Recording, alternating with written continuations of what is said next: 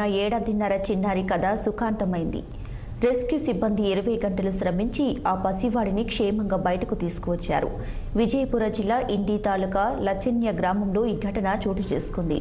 ఈ గ్రామానికి చెందిన సాక్షిత్ ఆడుకుంటూ వెళ్లి తన ఇంటి సమీపంలోని తెరిచి ఉన్న బోరు బావిలో పడిపోయాడు.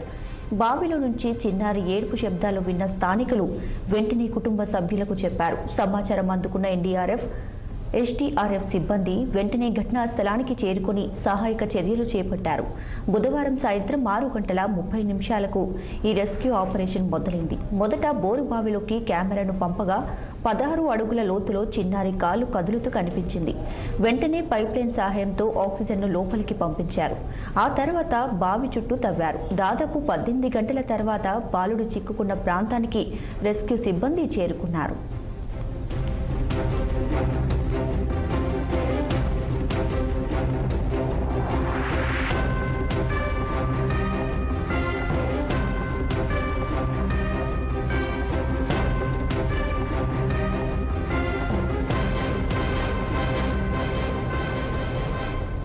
అయితే చిన్నారి 2 బండరాల మధ్య ఇరుక్కుపోవడంతో బయటకు తీసుకురావడం కష్టమైంది. మరో 2 గంటలు శ్రమించి బండరాలను తెలుచి చిన్నారిని క్షేమంగా బయటకు తీసుకువచ్చారు.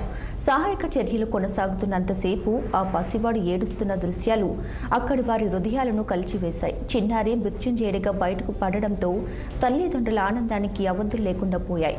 వెంటనే అతడిని ఆసుపత్రికి తరలించి అవసరమైన చికిత్స అందించారు. ప్రస్తుతం బాలుడి ఆరోగ్యం పరిస్థితి నిలకడగా ఉంది. సహాయక చర్యల దృశ్యాలు సామాజిక మాధ్యమాల్లో ప్రస్తుతం వైరల్గా మారాయి.